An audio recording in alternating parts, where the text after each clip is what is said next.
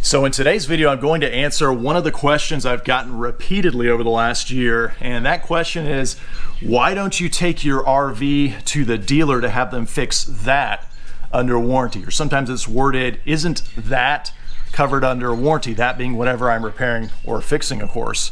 And so basically I'll publish a video documenting myself repairing or fixing something on my RV here. And then some of the comments will be, why are you spending your own time fixing that yourself rather than take it to the dealer since your RV is still covered under warranty? So that's what I'm going to talk about today. In fact, today's video, it's kind of really a two-part series concerning the topic of RV warranties. So I'm going to answer the question why I don't use my RV warranty. I'll answer that question in today's video. And then stay tuned for next week as I'm going to continue and discuss a related topic entitled, get this, the world's best RV warranty. Basically, I'm going to talk about what an RV warranty should look like. That's the key word. All from, of course, a no-nonsense RV owner's perspective and your own feedback that I've collected through some recent surveys on YouTube. So definitely stay tuned for next week's video, but let me answer today's question, and that is why I don't use my RV warranty. And to answer that question, let me just give some context real quickly first. So this is my fifth RV that I've owned here over the last 8 years. And I just want to be clear that today's video is not specifically about my Jayco Pinnacle here. In fact, it's really not about any of the previous RVs that I've owned in particular. I've had several under the Forest River umbrella. I had another one under the Grand Design lineup, but today's video is more of a general explanation concerning RV warranties.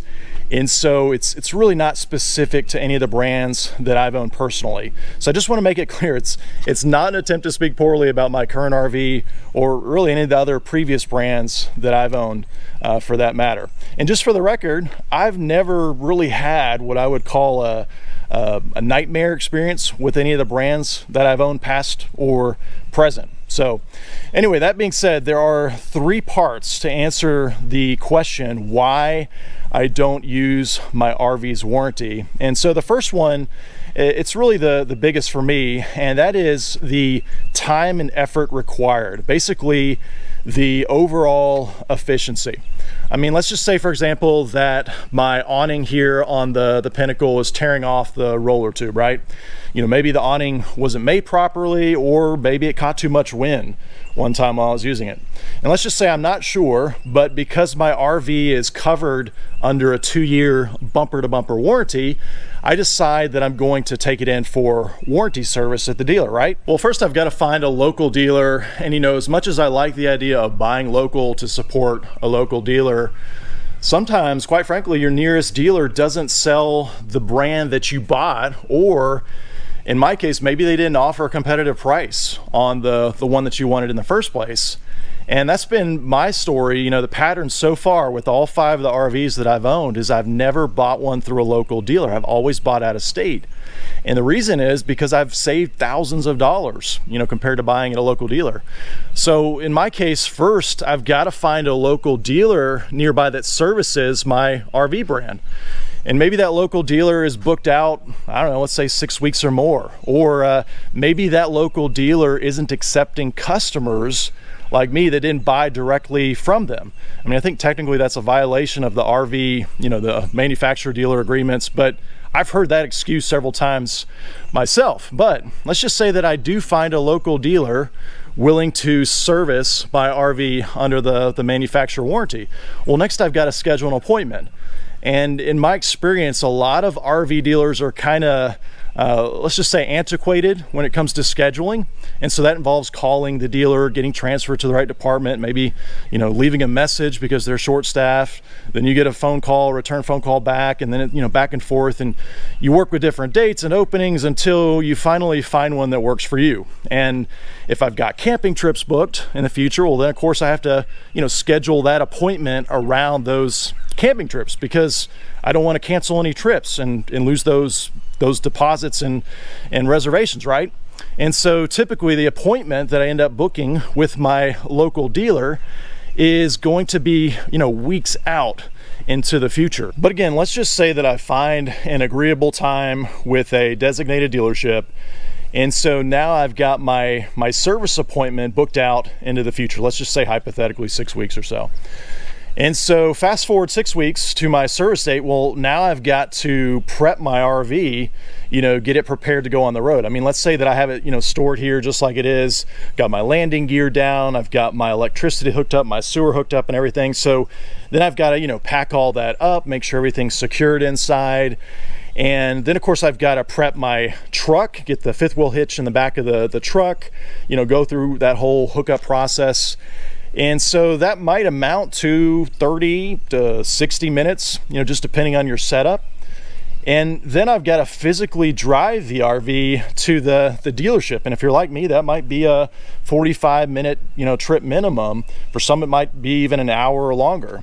Then you get to the dealer, and oftentimes there's a line or a wait time until you get to see the service tech or the right person to go over the issues and the problems to be addressed. And I find oftentimes you're repeating yourself. You're explaining the same issues perhaps at this juncture the second or third time. You're trying to demonstrate it in person to repeat the issue for clarity. And so that whole check-in process alone might take another 30 to 45 minutes or so, plus add any paperwork that needs to be completed, inside. And so by the time you complete that check-in, leave your RV at the dealer, drive back home, it might be that you spent maybe 3 hours round trip with everything factored in. Then fast forward, depending on the issue that you're getting fixed, there might need to be parts that need to be ordered. I mean, in my case, let's say that the dealer identifies that my awning fabric needs to be replaced, and that's the problem. So then the dealer has to go through the RV manufacturer and determine if they will cover it under warranty. And maybe there's some haggling involved behind the scenes. Maybe the RV manufacturer denies it first and says it broke due to the customer misusing it. Then maybe the dealer has to go back to the customer and explain, and then back to the RV manufacturer for a second kind of appeal of sorts. And so the point is, all that alone could potentially take a week or two to transpire. But let's just say that the RV manufacturer approves the repair under warranty, right? So meanwhile, your RV has been sitting at the dealership for, let's say, a week or two already. And now the RV manufacturer has to authorize ordering the replacement part from the supplier, perhaps, Lippert in my case for the awning. Then Lippert has to ship the part to the RV dealer. Again, that could take another week, sometimes even longer. And again, I just want to emphasize, all that time your RV is just sitting at the dealer, waiting on those parts. Well, let's say for the sake of my example that 2 weeks go by from the time you dropped off your RV at the dealership to the time that the replacement awning arrives at the dealer. And meanwhile, you've been, virtually sitting in the dark. You're unaware of what's going on behind the scenes. I mean, maybe the dealer hasn't even called you, and so you called them perhaps a couple times to get an update. And you spent extra time, of course, getting transferred around on the phone. You're given vague answers, but finally you're alerted that the parts have arrived at the dealer, and now your RV is scheduled to be fixed. So that's great news, right? However, there is a service backlog, and so it's going to be another 2 weeks before the dealer can actually install the replacement awning on your RV. So let's just say hypothetically that another 2 weeks go by, no updates from the dealer. So you call again, and this time you find out that the vendor accidentally sent the wrong fabric size on your awning. And so when the dealer's service techs went to install it, it naturally wouldn't fit. So of course they have to get the right part expedited to complete the repair. Maybe it goes a little bit faster this time. And long story short, another week goes by, you finally get a call from the dealer that the awning repair has been completed. Yay, right? Well, at this point in the process, hypothetically, we're about, let's just say 5 to 6 weeks in total of your RV being at the dealer for the warranty work to be completed. But it's good news either way, because now you can finally pick up your RV at the dealer and bring it back home. But again, that's another 2 to 3 hours perhaps in total by the time you factor in all the driving, the checkout procedure, and so forth.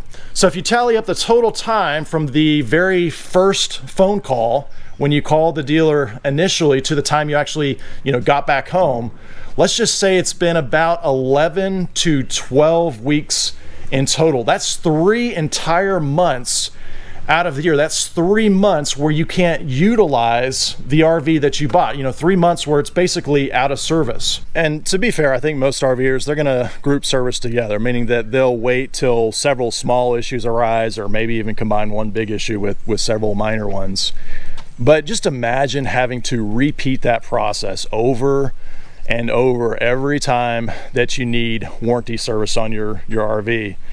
And I mean, for me personally, that is a lot of time and effort involved. And although in the hypothetical example I just explained, the manufacturer did cover the actual parts and labor in the end, meaning I didn't have to pay anything out of pocket to the dealer. However, I still spent all that time and effort transporting the RV to and from, calling the RV dealer for updates, and you get the idea. I mean, definitely let me know in the comments, can you relate to this experience, this frustration? Definitely let me know in the comments below. But I guess the point I'm trying to make is that even in this hypothetical example that I just detailed, for me, it's a major headache.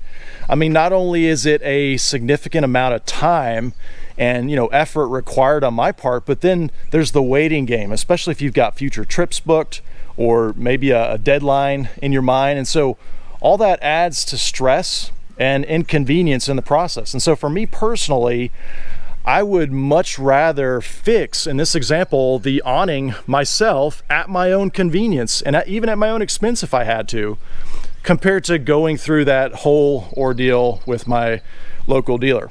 And again, that was all hypothetical, but I still think it's a pretty accurate scenario for a typical experience. And again, definitely let me know in the comments if you think otherwise. So that's the first reason why I don't use my RV warranty. But the second reason that I don't use my RV warranty is when something breaks on my RV, I want it to be fixed permanently. I don't want to have to come back a second or a third time and have that same issue fixed again. And to explain this one better, let me give you a specific example here in my fifth wheel. So right here we've got stair treads that belong to my fifth wheel, and it seems like the majority of fifth wheels on the market use these same thermofoil wrap treads, just like these here. And basically it's my understanding that a third-party vendor, they manufacture these steps to a brand's specifications, the color, the width, and all that essentially. And so then they get installed into your fifth wheel during manufacturing. They're provided from that third-party vendor. And I think they look great. There's no complaints there. They have a really nice, curve on the front, and then I like the little grip slots for safety. But the problem is, when these were made by the original vendor, they basically take MDF, and after cutting it and shaping it and everything, then they wrap it with this really nice, kind of like a vinyl wrap of sorts. And it has a really nice texture and color, you can see. But here's the downside: if this vinyl wrap doesn't fully adhere to the concave grooves in the steps, then you can see what happens when you get the tip of a toe or a shoe into those grooves. Then it tears because it didn't fully conform to that concave slot. And you kind of see over here where it hasn't fully conformed, but it didn't rip yet, and then over here where it ripped. And so of course that looks kind of tacky. So again, let's just say that I take my RV in for a warranty service, and this step here is one of the issues that I'm having fixed. And so without me repeating, that previous scenario and detailing that whole situation again, let's just skip to the solution that is offered by the RV manufacturer and the dealer.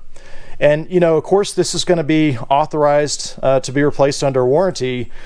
But the question is, what are they going to be replacing it with? Well, likely they're going to be replacing it with the same exact part, meaning another thermofoil wrapped MDF tread. And maybe that replacement tread will be made a little bit better. I mean, perhaps the wrap here in the groove is going to be fully conformed to the tread. But, what if the replacement tread has the same issue? Maybe it isn't apparent initially. You look at it initially, it looks great, but maybe you get home or months later, you discover it's got the same issue and it tears again. And maybe this time you're actually out of warranty, that it's expired at this point. So not only is the previous effort wasted, but now you're back to square one and you have the same problem again. So I use this example specifically to highlight the second reason that I don't use my RV warranty, and that is because I want a permanent solution. I mean, I want things to be fixed the right way.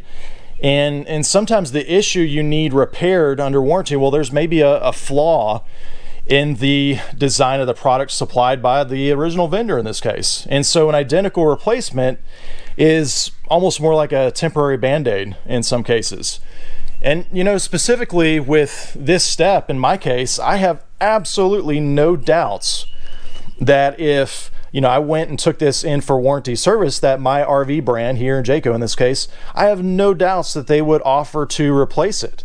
But I didn't want to have another thermofoil wrap step that could fail again in the future. And for me personally, I would rather permanently solve the problem by cloning the steps myself, out of solid wood this time, so that I don't have that same repeat, problem. And I'd rather do that again at my own expense and time. It probably took me 4 or 5 hours to clone these steps and make them, maybe around $60 or so in materials. But now I know that this is going to last, for the rest of the life of the RV. I'm not going to have to come back and fix this same problem again. And so that's a great example of why I prefer to fix a problem myself rather than, take the RV into service, especially if I know an identical replacement part might very well, lead to the same problem there.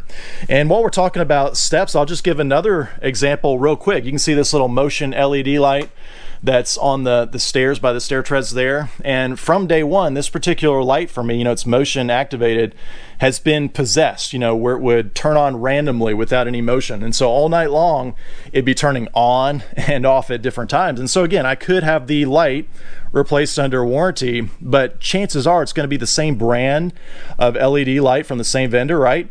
And so I actually researched this specific LED fixture, and for some reason, others have had the same problem with it where it just comes on randomly. And I don't know what the problem is. Maybe the circuit board used by the vendor has a higher failure rate apparently. And so in my case, I chose to replace this LED light with an entirely different brand from a different vendor, and again at my own expense. I had to pay for that out of pocket, but again, I didn't want to encounter that same problem again.